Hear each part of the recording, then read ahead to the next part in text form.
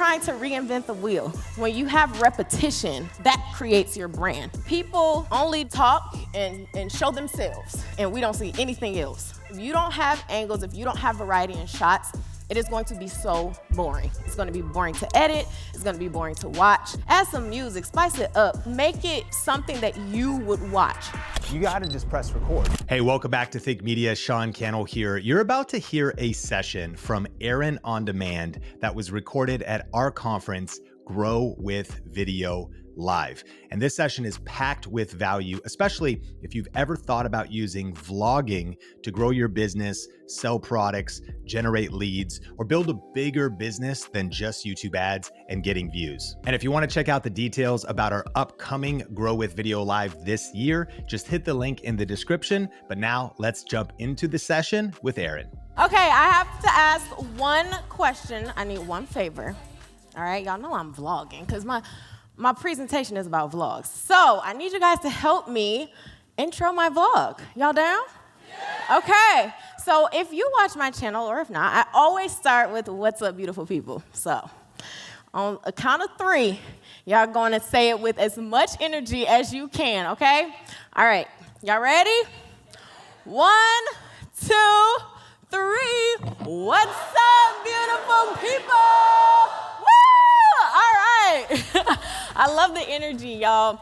I'm super excited to be talking to you guys today. Before we get into the presentation, though, I have a question. How many of you guys have a vlog or have ever vlogged? Raise your hand. Okay, cool. It's quite a few of you guys. Can y'all keep them up? Okay, cool. All right, now raise your other hand if when you started your vlog, you had no idea what the heck you was doing. Or if you want to vlog, but you don't know what the heck you're doing. Okay. I have to have both hands raised because I didn't know what the heck I was doing. And my very first vlog, I scrapped multiple vlogs. I got up and I was talking crazy. Like, I was speaking this high-pitched voice like this, like, hey, y'all, what y'all doing? And I was like, that don't even sound like me. I did not know what the heck I was showing. I didn't know what I was saying. I was just kind of meandering through my day, and then I would sit down to edit, and I'm like, what in the world was I doing? What is this? And so I scrapped so many vlogs because of this, and I realized that I needed something that I wasn't having, and that was a story. I needed to be telling a story with my vlogs. And one day I woke up, and I was like, okay, I just knew how I wanted to show myself, how I wanted to show my business. And so when I turned that camera on, it felt totally different. So today, I'm going to share with you guys some different strategies that I have used to allow me to grow my business through vlogs.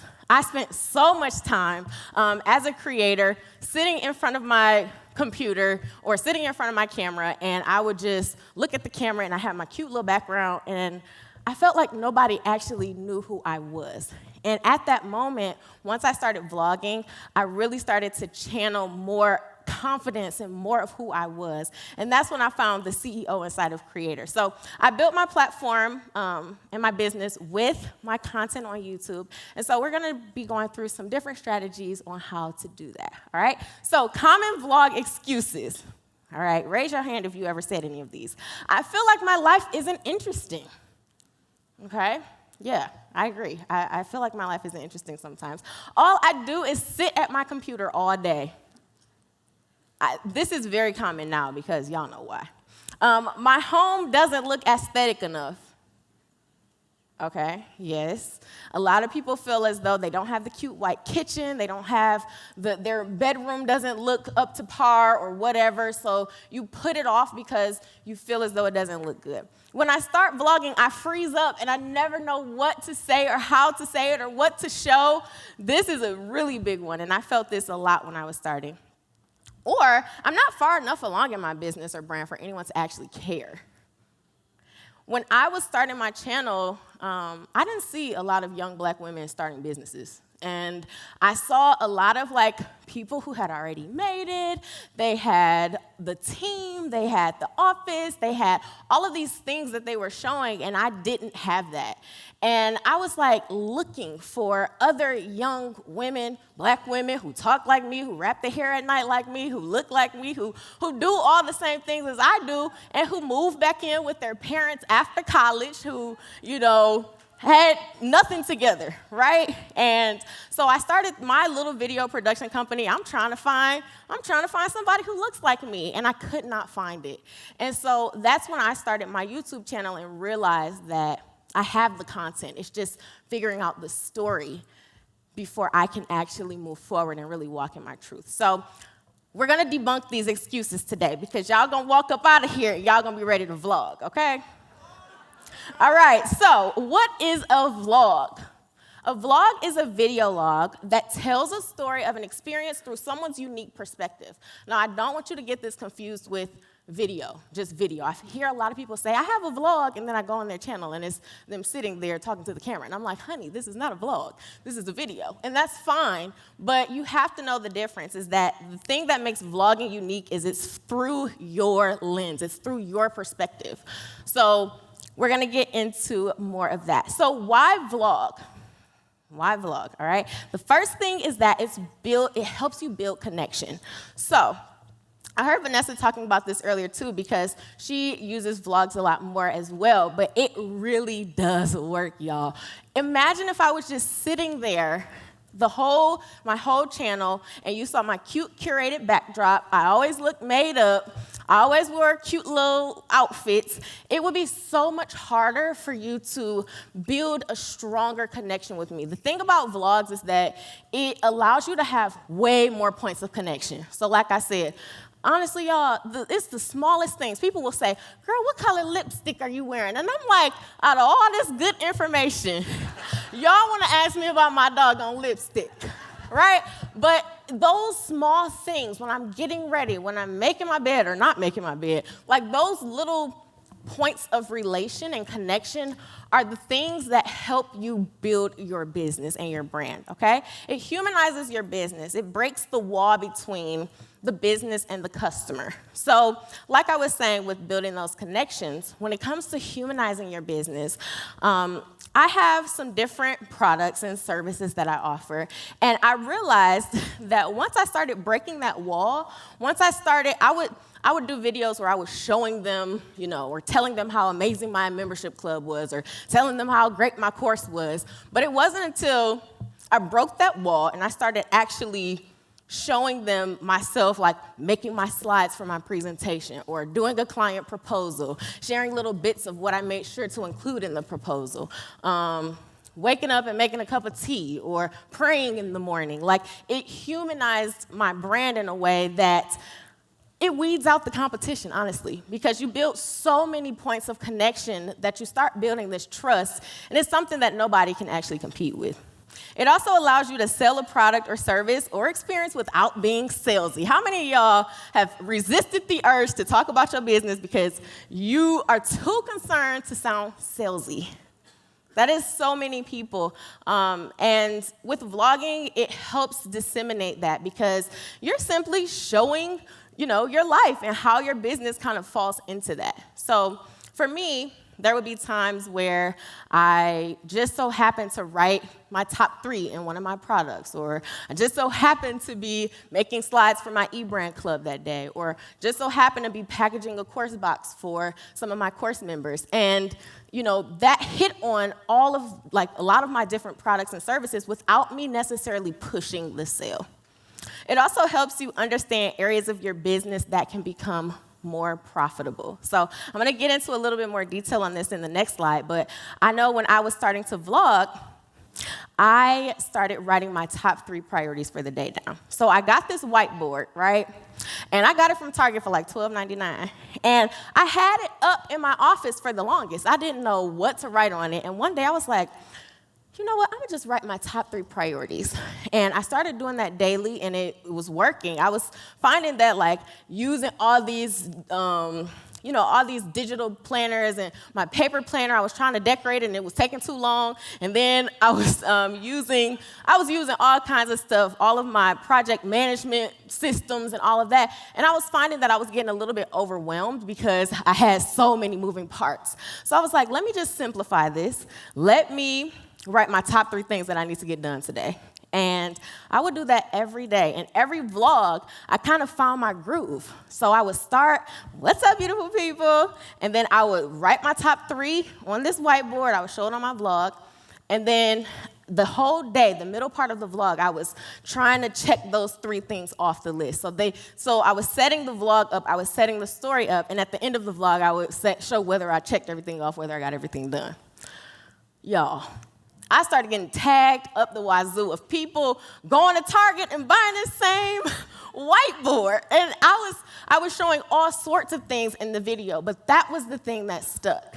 And when it comes to vlogging, you have to pay attention to the thing that sticks, because you're going to be doing so many different things in your vlog, or maybe you're not, but maybe you have a signature saying that you do when you first open the vlog, and people start saying that or remembering you from that. When you have those things, you have to think about, okay, how can I capitalize off of this? How can I expand my business? What can I do? I clearly saw that there was a need, that there were other procrastinators like me who liked to overplan and couldn't execute. So I ended up creating the top 3 notebook. And y'all, we've sold over $50,000 worth of top 3 notebooks since we created them. And it's just nuts to know that this all came from me vlogging. Like, literally, once if I didn't show that part of my day, that would be a whole revenue stream, a huge part of my brand that would not exist because I showed this part of myself. So even before we launched, I guess just to go into a little bit of it, before we launched, it doesn't always have to manifest as a product, you guys. Like, we had templates, we did a top 3 challenge on Instagram just to keep the buzz alive. All the while in the background, we're like, okay, what can we do? Should we do a whiteboard? Should we do a notebook? Should we do sticky notes? Should we do notepads? What should we do? And we end up landing on a notebook, and it has totally changed my productivity, but it just shows the power of listening to your audience and making sure that you see and hear when there are times that you can actually monetize in certain areas of your business. So it doesn't always have to look like a product. And also ask your audience. Like, they're going to tell you what they want. And while we were doing the production of it, we were showing the entire process on the channel. So I had a whole vlog series on manufacturing a product, how to go from an idea to an actual product. And, having a channel based on entrepreneurship and marketing, that was something that a lot of people didn't know how to do in my audience. So I was taking this product and actually creating content around it, which then, even if people didn't need the notebook, by the time they watched 10 videos of me talking about how we came from an idea to a product, like manufacturing and shopping around for blah, blah, blah, picking paper color and all this stuff, like by the end, they may know how to create their own product, but they're invested in buying it as well. So, all right, so let's get into some keys to a good vlog. The first thing is showing and telling, all right? A lot of times, people only do this part. They'll talk and show themselves, and they'll just talk to the camera, and we don't see anything else. So you can't do that. And then a lot of times, people will just show what they see. So they'll walk around, and they'll just show whatever it is that they see. You have to combine showing and telling. It's a great technique, so that way, you are making sure your audience is reinforced with what is going on. Using transitional phrases like, all right, I finished up my breakfast. Now it's time to go to the office and get some work done. So that's showing and telling a transition at the same time. So make sure you incorporate both. Imagine being in the room with some of today's top personal brands, video marketing experts, and online entrepreneurs. This year, you will have that chance at growwithvideolive.com. Grow with Video Live is the #1 conference for building your personal brand and growing your business with online video. This year's speakers include Dave Ramsey, Pat Flynn, Shalene Johnson, the Think Media team, and many more. So go to growwithvideolive.com to get your ticket today. The second thing is shot variety. So this kind of goes with showing and telling, but just in a little more depth. So if I showed myself walking onto this stage, I'll probably get a shot of my feet, walking or running or whatever I did. I'll get a shot of you guys. I may sit the camera down in the corner. And sometimes, y'all, when you vlogging, you got to redo that thing. So you might have to go back and be, hey, what's up? You know, even though you already did it 1 time or 2 times or however many times. So that's the thing about vlogging is you have to commit to the angles, because if you don't have angles, if you don't have variety in shots, it is going to be so boring. It's going to be boring to edit. It's going to be boring to watch. And having that variety, once you go to edit, some of the best vlogs you see, y'all, trust me, everybody's not that interesting. But when you can make yourself look interesting, when you can make your life look interesting, and that can be paired with, you know, a few different types of shots with some popping music to cut the vlog to. So make sure you have a variety of shots. All right, balance of raw and polished. And y'all, don't let me forget my camera up here. Okay? Balance of raw and polished. Now, this is where I think small business owners have the advantage, is that a lot of times we don't have the equipment, unless you follow Think Media. We don't have the equipment to make our vlogs super polished. We don't have all the top of the line everything. So sometimes it might look a little rugged, and that's okay. It's okay to have a little bit of movement in your shots. They don't all have to be super buttery. That's what makes the vlog have feel, okay? But the thing is, a lot of people are polarizing, so they'll have a lot of corporations that I see try to vlog, like their vlogs look too polished. It looks like a production, like overproduced. And then a lot of people who have no experience, their vlogs look too raw. And I'm just like, child, I don't know what you're saying. I can't understand the audio. I can't see it. It's fuzzy. So you want to have a good balance, making sure everything is clear. The audio is clear. I mean, y'all know this stuff. But just making sure that it's polished enough, but also has some of that rawness as well. Okay? And then a clear storyline. This is by far the biggest mistake that most people make, is that you just vlog and you're just meandering through your day. And that is what you don't want to do. You have to tell a story with each piece of content. So the beginning should set the scene. It should set the intention or the goal. And that's what I was doing with the top 3. I didn't realize that I was kind of having a formula, but you need to let the people know what the content is about to fold out as, okay? Not necessarily how it's gonna fold out, but you need to let them know a goal. And then the middle is kind of you executing on that goal, and then the end is wrapping it up, okay? So there needs to be some sort of storyline, beginning, middle, end. Okay, now going along with the storyline, character development. And I know y'all probably thinking like, girl, it's just a vlog, like, goodness. But you really do want to think about who you are, or whatever the perspective that your vlog is trying to show. So you want to think of your own self if you're the one running your vlog. So the current scenario, when I was starting my channel, I was broke. I just got out of corporate. I moved back in with my mama and my daddy. And I was starting this video production company to help small Black-owned businesses in Detroit. The conflict or the current obstacles was, well, I wanted to move out. And I wanted to make some money, all right? The goal, that's kind of the goal too, like to get myself out of this situation and to really see success in the way that I felt it was. So the course of action or the resolution was all the things that the vlog was gonna be composed of, like all the vlogs that I was gonna create for this channel. So thinking about your character development, and this, if you have a larger business with a team, this can be multiple people in the team, showing the team dynamic, showing how Jennifer is the funny one and how Zach is the super organized one, and, kind of seeing the team dynamics work together. But you want to have some sort of development. And it's crazy because I was just backstage with Zan the man. I don't know if he's in here, but, oh, there you go. Hey, Zan. And he was just saying, like, oh my gosh, Erin, like, he knew my husband, he knew our whole life story. And I was like, well, this is cool, but sometimes you don't think about all the components of your life that you show when you vlog and how much you develop. So he was like, I remember when you were just starting out, and then you got married, and then you moved to your new house, and you did this. And I was like, dang, Zan, you know a lot. But seriously, that's how it is when you vlog and you show these parts of your life. Like, and it doesn't have to be a lot.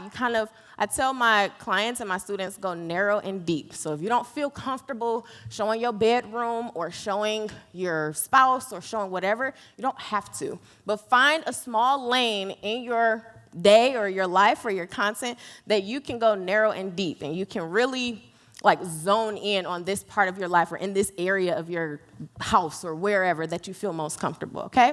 So character development is huge, and when you do it properly, you'll start to meet more people like Zan, okay?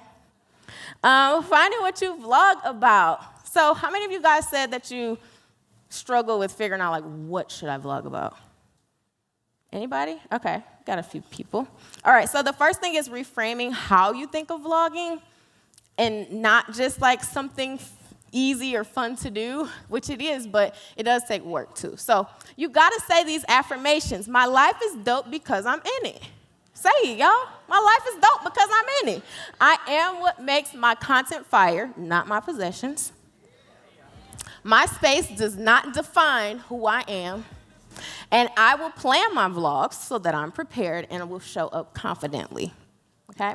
So step 2 is deciding that your end goal, or deciding whatever your end goal is for your vlog or your channel. So if you're running this channel about your business and you want to recruit more, maybe you show more of the work culture, the team dynamic, behind the scenes stuff of what it's like, your snack pantry or whatever.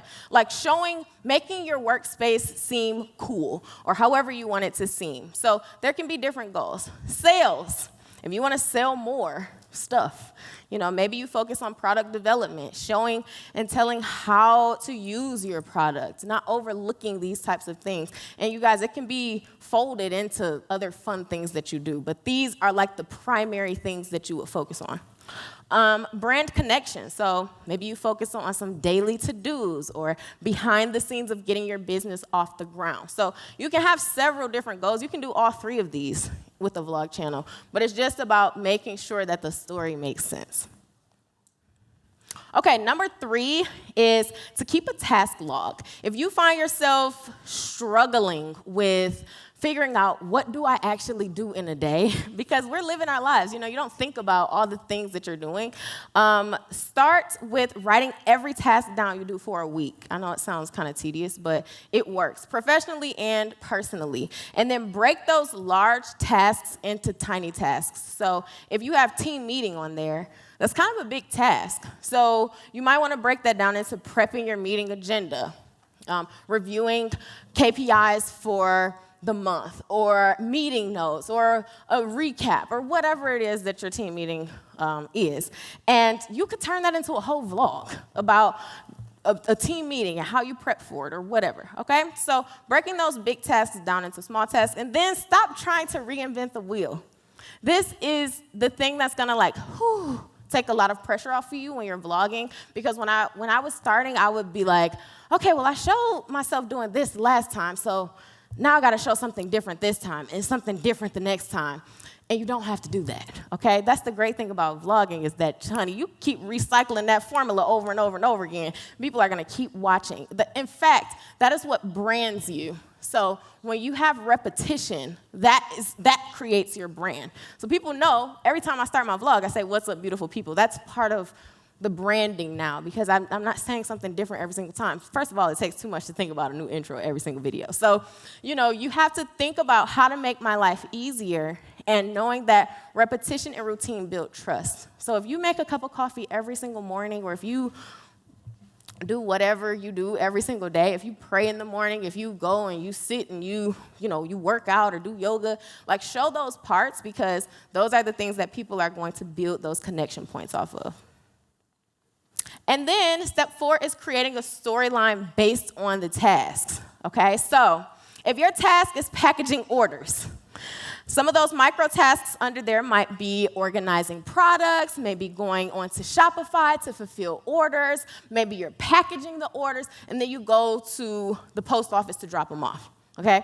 If you're vlogging, you have to create a story, okay? So the beginning maybe it's Monday, you've got orders in over the weekend, but you realize you ran out of packing supplies. So that's kind of the hook. That's the thing that makes your story, makes people pull through your story. So introducing conflict is a good thing, and it doesn't always happen. I don't want you to think that you need to fabricate conflict in your vlogs, but what I do know is that a lot of YouTubers or content creators will omit all of the conflict, all of the good, juicy stuff, that you just taking it out because you want to seem so perfect. So you have to keep that stuff in. So if you ran out of stuff, or if you whatever happens, like show that and be authentic in that. Make it part of your story. The middle, you may go out searching for packing supplies. Maybe you find them, maybe you don't. And you take us through your packaging process. Now, the good part about vlogging, too, is that you can still add those bits. Instead of having one sit-down video about how to package orders, first step, this. Second step, this. You can actually, infuse those tips throughout while we're seeing you actually do it. So maybe you give us some value bits about customer service, about packaging, your orders, some hacks that you found, the best packing boxes or whatever, okay? And then the end, you successfully drop off the packages at the post office, all right? So this is more of how you take those tasks and actually create a story out of them. And then plan your vlogs around big events. If you're somebody who actually really does not do anything, which I highly doubt most of you do, plan it around, I highly doubt most of you don't have things to do. I know y'all ain't loners, y'all. Plan it around big events. So photo shoots, if you have a big photo shoot, or if you have your first client call or your first client presentation or session, if you're shopping for merch supplies, if you have work travel, speaking engagements. In fact, is anybody vlogging today?